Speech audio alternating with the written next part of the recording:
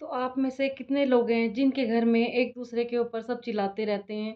कहीं पे husband wife के ऊपर चिल्लाता है, तो कहीं पे वाइफ हस्बैंड के ऊपर चिल्लाती है, कहीं पे बच्चे पेरेंट्स के साथ ऊंचा ऊंचा बोलते हैं और क्रोध करते हैं।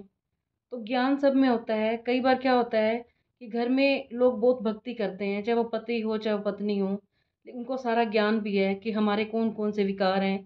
तो सबके अंदर इतना ज्ञान होते हुए भी हम कहाँ गलती कर देते हैं कि हम एक दूसरे के ऊपर चिल्लाते हैं और कहते हैं कि चिल्लाने से हमारे ग्रह खराब हो जाते हैं। तो इंसान के 5 विकारों की बात करेंगे हम, जिसके बारे में सबको नॉलेज है, लेकिन टाइम के आने पर वो सब भूल जाते हैं। और होता क्या है कि बाद में हमें फिर पछताना पड़ता है। बड़े बड़े रिश्ते खराब हो जाते हैं इन विकारों के ऊपर कंट्रोल ना पाने से। तो आज हम बात करेंगे जो सबसे बड़ा विकार है क्रोध का। वैसे तो सब जानते हैं कि हमारे अंदर कौन कौन से विकार हैं। काम, क्रोध, लोभ, मोह, अहंकार, जो हर इंसान की बीमारियों की मेन जड़ बोल सकते हैं जिसको हम। सब घरों में इतने विकार भरे हुए हैं। अगर हम इनके ऊपर हर महीने कोशिश करें कि एक विकार के ऊपर भी काबू पा लें, तो आज हम बात करेंगे क्रोध के ऊपर कि अगर हम क्रोध के ऊपर काबू पा लें तो हमारे घर में स्वर्ग बन जाएगा। स्वर्ग कोई ऊपर नहीं है, स्वर्ग हमें घर पे ही बनाना है। हम मंदिरों में जाते हैं, गुरुद्वारों में जाते हैं, लेकिन दिन रात हम भगवान की भक्ति करते हैं, फिर भी जो हमारे अंदर विकार हैं हम उनके ऊपर कंट्रोल नहीं कर पाते और हमारे सारे रिश्ते खराब हो जाते हैं क्रोध करने की वजह से। बिना कारण के कई बार क्रोध होने लग जाता है और फिर ऐसी आदत पड़ जाती है क्रोध करने की। पहले शुरुआत करते हैं लोग चिल्ला के बोलने की, और फिर वो बात करते हैं ऊंची ऊंची और ऊंची बोलते जाएंगे, और फिर आ जाती है बात मार पिटाई के ऊपर। इसमें कोई भी हो सकता है। माँ बाप बच्चों को बहुत मारने पीटने लग जाते हैं जब उनके ऊपर क्रोध हावी हो जाता है। पति पत्नी के ऊपर हाथ उठा देता है इसी क्रोध के ऊपर। तो अगर हम अपने क्रोध के ऊपर कंट्रोल कर लें तो हमारा घर स्वर्ग बन जाएगा।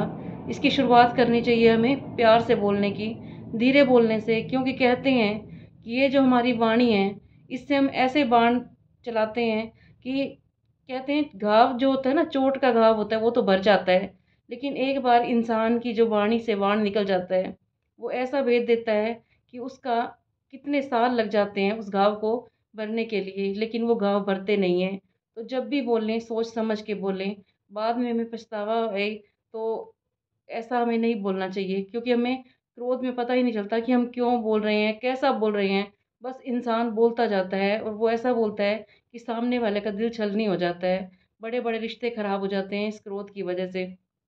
और जब बात बहुत बिगड़ जाती है फिर पछतावे के अलावा कुछ भी नहीं रह जाता। तो हमें कोशिश करनी चाहिए इस क्रोध के ऊपर काबू पाने की। जितना हम बैलेंस से बोलेंगे, जितना हम प्यार से बोलेंगे, सोच समझ के बोलेंगे, उतने हमारे रिश्ते मधुर होते जाएंगे और फिर बाद में हमें पछताना नहीं पड़ेगा।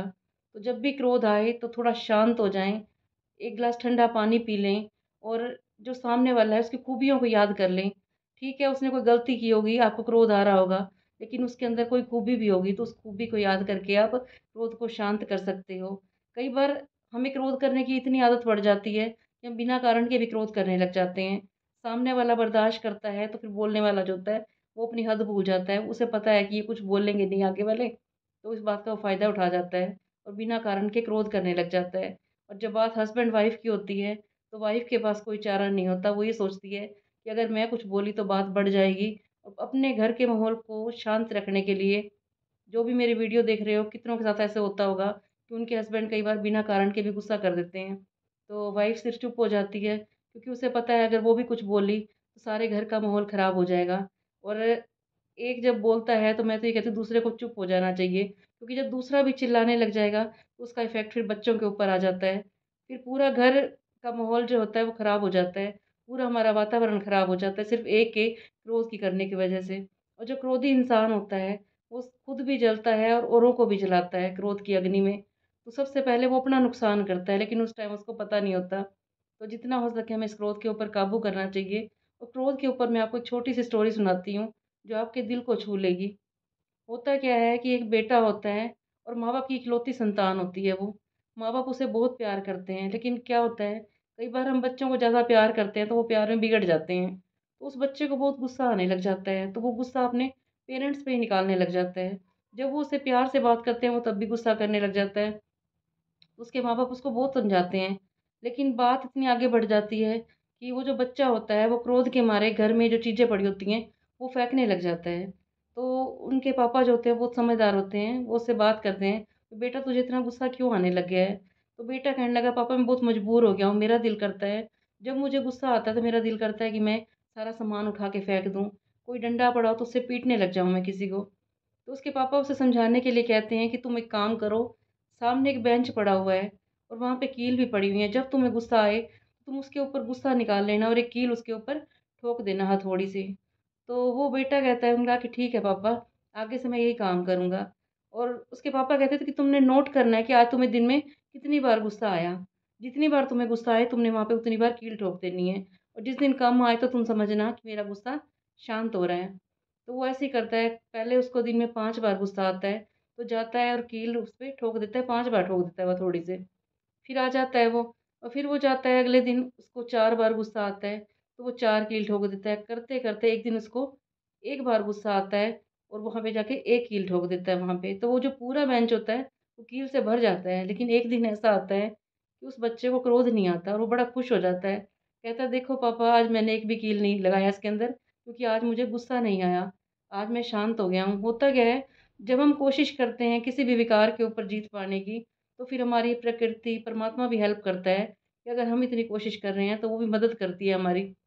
तो जब उसके पापा ने भी समझाना शुरू किया, मम्मी ने भी समझाना शुरू किया, तो धीरे-धीरे वो रियलाइज़ करने लगा कि मैंने इस बेंच की क्या हालत कर दी है गुस्से की वज़ह से, सारे उसके अंदर कील भर दी हैं। तो धीरे-धीरे करके उसका गुस्सा शांत हो गया। तो जब उसका गुस्सा शांत हो गया तो उसके मम्मी-पापा ने उसे कहा, "अब तुम एक-एक करके उसके अंदर से कील निकाल लो।" तो वो जाता है और रोज़ वहाँ से एक-एक करके सारे कील निकाल देता है और वो बेंच होता है वो पूरा खाली हो जाता है। उसके ऊपर सारे छेद हो जाते हैं।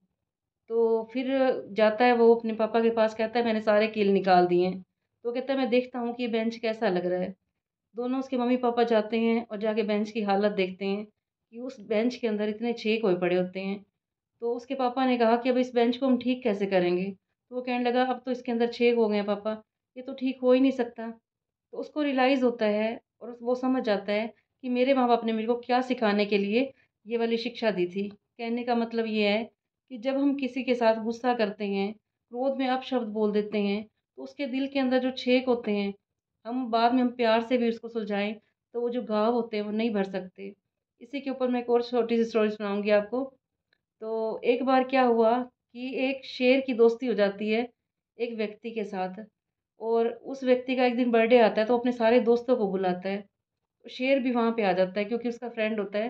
तो सारे उसको गुस्सा करते हैं, कहते तू इस जानवर को क्यों लेके आ गया है? इसका तो स्वभाव ही काटना है, तुझे इसको यहाँ पे नहीं लेके आना चाहिए था। शेर सुन रहा होता है इस बात को। तो शेर कहता है कि तूने मुझे यहाँ पे लाके अच्छा नहीं किया क्योंकि तुम इंसानों की पार्टी थी। तो उसने कहा व्यक्ति ने कि नहीं तुम मेरे दोस्त हो मैं तभी तुम्हें लेके आया था। तो उसे बुलाता है और कहता है ऐसे कर कि तू हथौड़ी ले और वो उसको कहता है कि तू कोई तलवार ले और तू मेरी कमर के ऊपर वार कर दे। वो कहता है नहीं मैं ऐसे नहीं करूँगा क्योंकि तुम मेरे दोस्त हो। वो कहने लगा अगर तू वार नहीं करेगा तो मैं तुझे खा जाऊँगा। शेर ये शर्त रखता है उसको। तो वो क्या करता है उसको पीछे कमर के ऊपर वार कर देता है और वो शेर उस दिन से वहाँ से चला जाता है। और वो 3-4 साल बाद आता है उसके पास और वहाँ पे उसको बोलता है कि क्या हाल है तुम्हारा? हाल-चाल पूछता है वो। फिर वो कहने लगा कि अब तो मेरी तुम्हारे से फिर से दोस्ती हो गई है, मैं तुमसे मिलने आया हूँ। वो कहता है तुम मेरा घाव जो है ना वो चेक करो कि ठीक हो गया है? उसने कहा हाँ, घाव तो तुम्हारा भर गया, बिल्कुल ठीक हो गया है। कहने लगा ये घाव तो भर गया लेकिन जो तुम्हारे दोस्तों ने घाव दिया था कि तुमने इस जानवर को अपना दोस्त क्यों बनाया? वो घाव अभी तक मेरे सीने में है। कितने साल बीत जाते हैं, हम अपने अंदर वो बातों को रखते हैं और वो अंदर हमारे घाव कर देती हैं। तो जब भी इंसान के ऊपर क्रोध सवार होता है, तो ऐसे-ऐसे वाणी से घाव हो जाते हैं, जो सारी ज़िंदगी भर वो भरते नहीं हैं। जितना मर्ज़ी हम उसके ऊपर प्यार का मरहम लगा लें, तो जब भी बोलें, किसी भी रिश्ते में बोलें, बहुत सोच समझ के बोलें, तो क्रोध आए, तो वहीं पे रुक जाएँ और ये सोचें कि इस क्रोध से सामने वाले का कितना नुकसान कर रहा हूँ मैं। कई बार क्या होता है कि हम आपस में इतना क्रोध करते हैं कि सामने वाला डिप्रेशन में चला जाता है। उसकी तबीयत खराब रहने लग जाती है, लेकिन क्रोधी इंसान को पता नहीं चलता कि ये किस वजह से हो रहा है और जब उसको रियलाइज़ होता है तो बहुत देर हो चुकी होती है। कइयों के साथ ये होया होगा, जिनके साथ हुआ हो, ज़रूर एक्सपीरियंस शेयर करना कि एक इंसान के ऊपर जब दिन-रात कहते हैं क्रोध करते रहो तो वो इंसान ऊपर अंदर से टूट जाता है बिल्कुल ही। किसी अगर पत्थर के ऊपर हम रोज़ पानी गेरते रहें, तो उसके ऊपर भी निशान पड़ जाते हैं। तो ये तो इंसान है जिसके ऊपर तुम दिन रात क्रोध करते रहोगे तो वो कब तक बर्दाश्त करेगा। तो जब भी क्रोध करें थोड़ा सोचें, थोड़ा रुकें और ये मन में रियलाइज़ करें कि जो मैं आज ये क्रोध कर रहा हूँ इससे मुझे कितना नुकसान हो रहा है और सामने वाले को कितना नुकसान हो रहा है। और कहते हैं कि एक क्रोधी इंसान होता है उसको हार्ट अटैक का सबसे ज़्यादा खतरा होता है। तो अपनी हेल्थ का भी ध्यान रखें, सामने वाले की भी हेल्थ का ध्यान रखें। तो आज मैंने बताया आपको कि 5 विकार होते हैं, काम, क्रोध, लोभ, मोह, अहंकार। तो आज हमने बात की थी क्रोध की, कि कैसे क्रोधी इंसान खुद भी जलता है और अपने क्रोध के कारण सारे घर के वातावरण को खराब कर देता है। तो क्रोध पे शांति पाएँ आप, जितना हो सके कूल रहें, अपने घर के वातावरण को कूल रखें और वहाँ पे एक अच्छे वाइब्रेशन का निर्माण करें। क्योंकि जब हम क्रोध करते हैं तो उसके साथ बहुत विकार और भी आ जाते हैं।